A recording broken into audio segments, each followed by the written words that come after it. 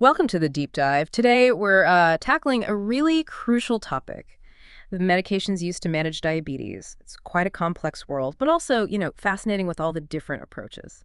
Okay, so our mission today is to sort of unpack all this, navigate the sources, pull out the key stuff, and give you a clear picture of how these treatments work and, well, why they're so important. We'll cover everything from pills to the really advanced insulin tech. Yeah, what's really striking is just the range of strategies we have now. These sources let us look at, the different layers, starting with oral therapies, moving all the way up to sophisticated insulin delivery. It really shows the whole spectrum of care. That's a great way to put it. So let's kick things off with what are often the first line of defense, right? The oral medications. Exactly. That's usually the starting point for type 2. We can begin with a group called oral hypoglycemics. Okay, oral hypoglycemics. So what's their main job? What are they actually doing? Well, basically, they're medications designed to stimulate the pancreas. Yeah. To encourage it to produce more insulin. Like a nudge, you could say. A nudge. Got it. And who are these for? Is it for everyone with diabetes? No, and that's a really key point. They are only for patients with type 2 diabetes. They're definitely not a replacement for insulin. Oh, okay. They're for people whose bodies can still make some insulin, but just, need that extra boost to manage their glucose levels effectively. Right. And are there things people need to know when taking them, like interactions or timing? Yeah, definitely.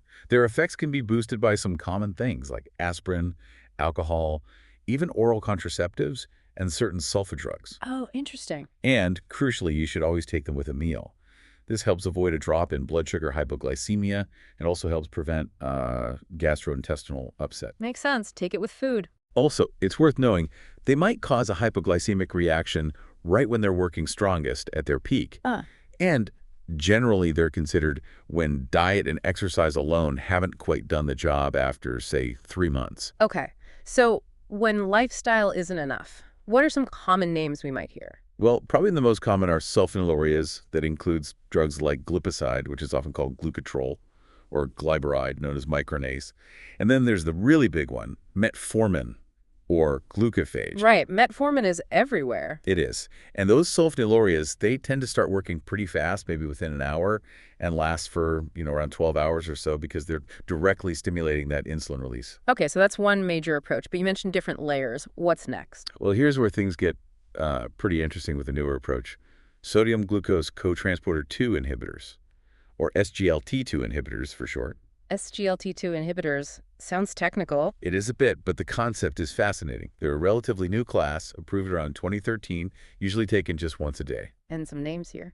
You might have heard of Forxiga, that's dapagliflozin, or Invokana, which is canagliflozin. Okay. So how do these work? You said it was different. Totally different. Unlike the ones we just talked about that prod the pancreas, SGLT2 inhibitors work on the kidneys.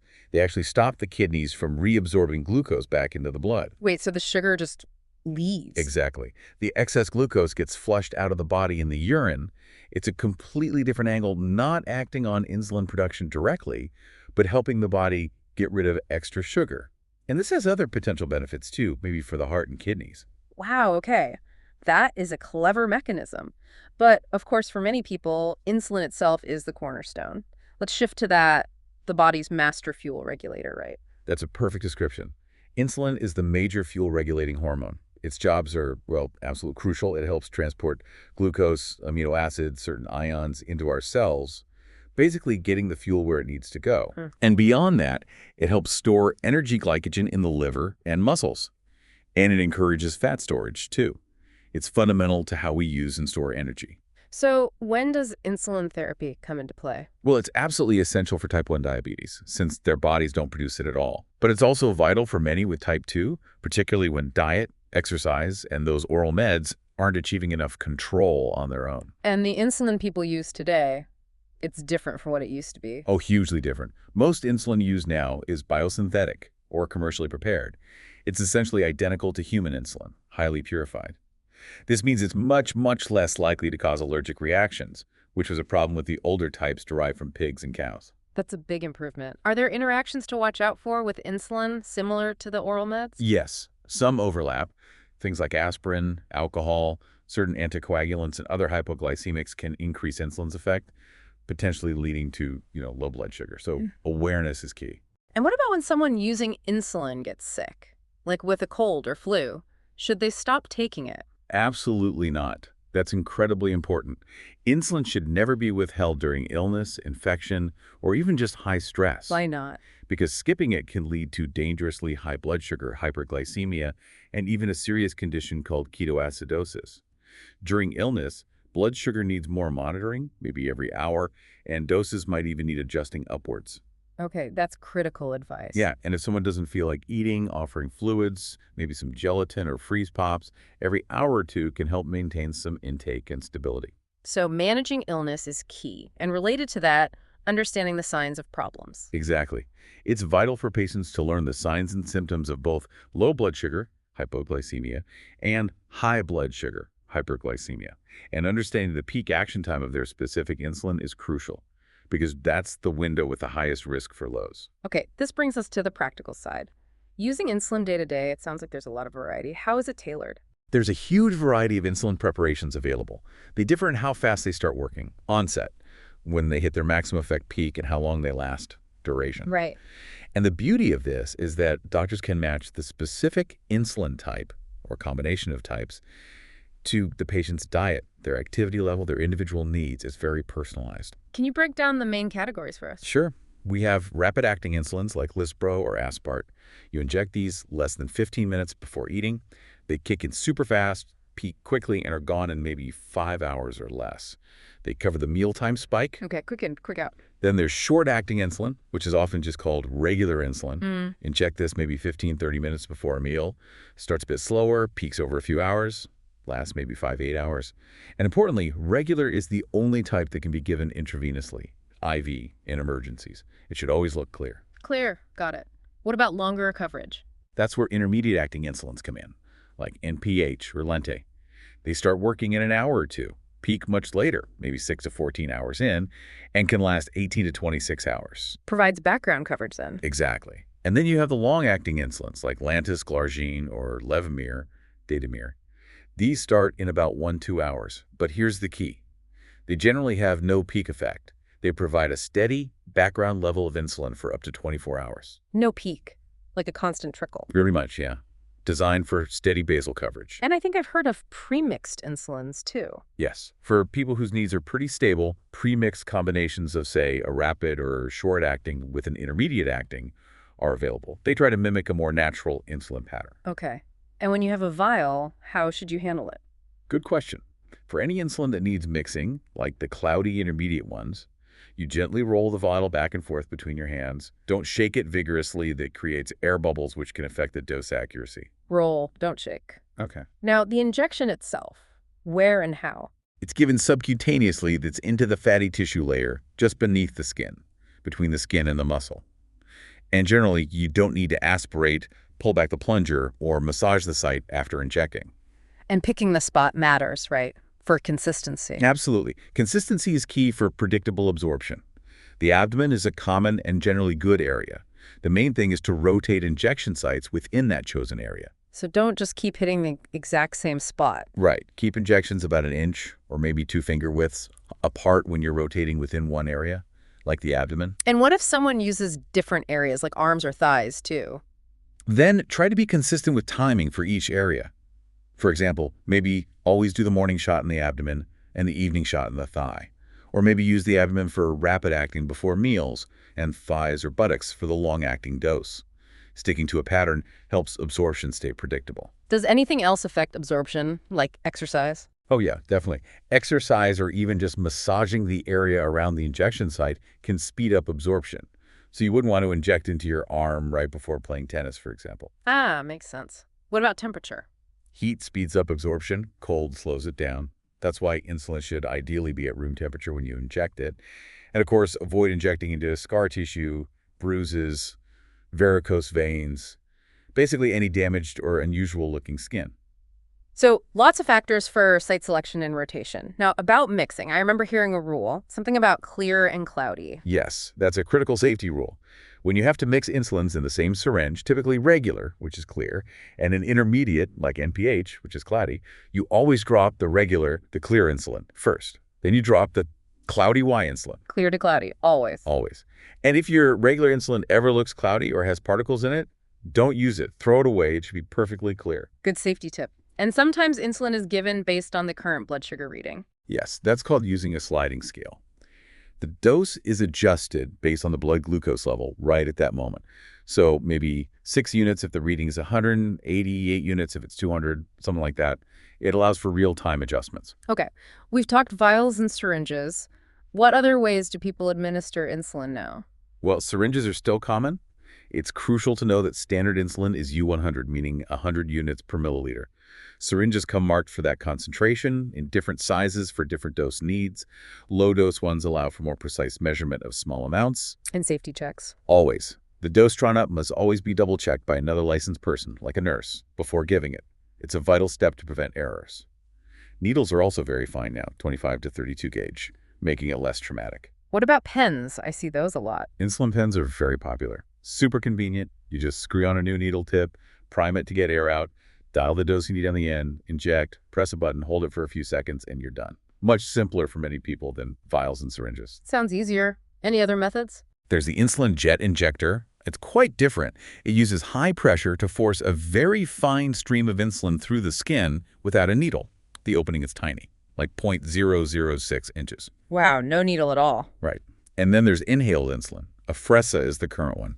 You inhale a powder using a small device. It starts working very quickly, 12, 15 minutes, but doesn't last long, maybe 3 hours. Inhaled. Interesting.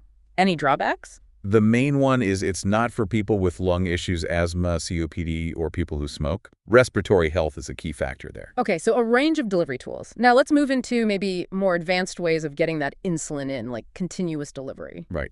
This leads us to insulin pumps. There are external pumps, which most people are familiar with. It's a small device worn outside the body, connected by a thin tube or catheter inserted under the skin. And how does that work day to day? The pump delivers a continuous, slow infusion of rapid-acting insulin 200/7. That's the basal rate. Then, before meals, the person programs the pump to deliver an extra dose, a bolus, to cover the food. The catheter site needs changing every 3 days or so. It does require frequent blood sugar monitoring. Are there internal pumps too? Yes, though less common. Internal or implantable pumps.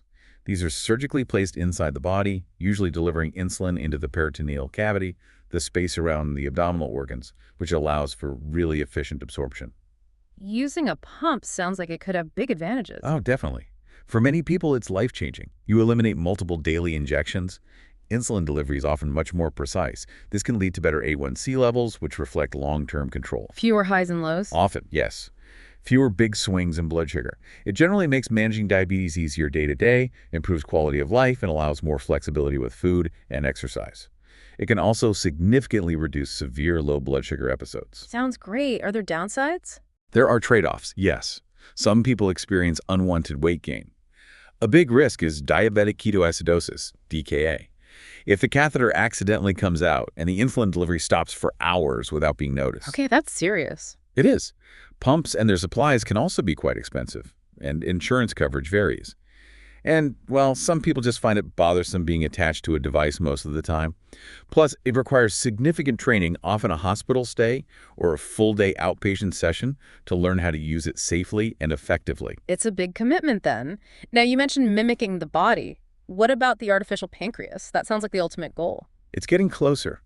The artificial pancreas device system, sometimes called a hybrid closed-loop system, is really innovative. It combines 3 parts: a continuous glucose monitor, CGM sensor under the skin, an insulin pump, and a computer algorithm, often on a smartphone or the pump itself. So it thinks for itself. To a degree, yes. The CGM reads blood sugar constantly, sends the data to the algorithm, which then tells the pump how much insulin to deliver automatically, adjusting the basal rate up or down. It aims to keep blood sugar in range, reducing both highs and lows with less manual input from the user. They still need a bolus for meals usually. That's truly remarkable progress. But even with all this tech, insulin therapy isn't without potential issues, right? What complications can arise? That's true. Some people experience local allergic reactions at the injection site. Redness, swelling, tenderness appearing an hour or 2 after the shot. Sometimes taking an antihistamine beforehand can help manage that. Okay. What else? Insulin resistance can develop. The body might produce antibodies that bind to the insulin, making less of it available to do its job. Using a more purified insulin preparation can sometimes help overcome this. And I've heard about skin changes at injection sites. Yes, insulin lipodystrophies. This can be either a loss of fat tissue causing dimpling, lipoatrophy, or a buildup of fat tissue causing lumps, lipohypertrophy. Systematically rotating injection sites is the best way to prevent this, along with using room temperature insulin and proper injection technique. Injecting into those lumpy areas can really mess with absorption predictability. So rotation is key for multiple reasons. Are there patterns of blood sugar swings people should know about? Yes, two main ones related to overnight patterns. First is the dawn phenomenon. This is when blood sugar rises in the early morning hours, like 5 to 8 a.m., even before breakfast. It's thought to be due to the body releasing hormones like growth hormone during the night, making tissues less sensitive to insulin. So waking up high. Right. Treatment might involve adjusting the timing or dose of evening insulin, maybe adding an intermediate dose around 10 p.m. And the other one? That's Emoji's phenomenon, or rebound hyperglycemia. This happens when blood sugar drops too low overnight, often undetected, maybe around 2 or 3 a.m. The body reacts by releasing counter-regulatory hormones, glucagon, cortisol, epinephrine, which cause the liver to release stored glucose, leading to high blood sugar by morning, maybe 7 a.m. So a low causes a high later. Exactly. And the treatment is the opposite of the dawn phenomenon. You'd likely decrease the evening insulin dose or maybe add a bedtime snack to prevent that initial overnight low. Distinguishing between dawn and Somoji is crucial because the treatments are different. Often requires overnight blood sugar checks to figure out which one it is. Okay, those are complex patterns. Finally, for some people, is a transplant an option? A pancreatic transplant is a possibility, but it's usually considered a last resort, primarily for type 1 diabetes that's very difficult to control with insulin and may be causing severe complications. It's major surgery, I assume. Very major. And the recipient needs to take powerful anti-rejection drugs, immunosuppressants, for the rest of their life. Both the surgery and those medications carry significant risks and side effects. It requires immense commitment to diet, medication, and lifestyle changes afterwards. A huge undertaking. Wow, we've covered a lot of ground. So recapping this, we've really journeyed through this whole world from those first step oral medications, trying to nudge the body's own systems through the different types and nuances of insulin itself, how it's delivered with pens, jets, pumps, all the way to these incredibly advanced artificial pancreas systems and even transplants. It's just amazing how treatment keeps evolving. It really is. What's fascinating is just the sheer number of options now and how they can be tailored. Each one works differently, targeting different aspects of the condition. It just underscores how truly personalized diabetes care has to be. There's no one-size-fits-all. Absolutely. And thinking about all this progress, from simple injections just decades ago to systems that automatically adjust insulin based on real-time readings, it really makes you wonder, doesn't it? How much more personalized, how much more automated can diabetes management get in the future? And what could that mean for people's health?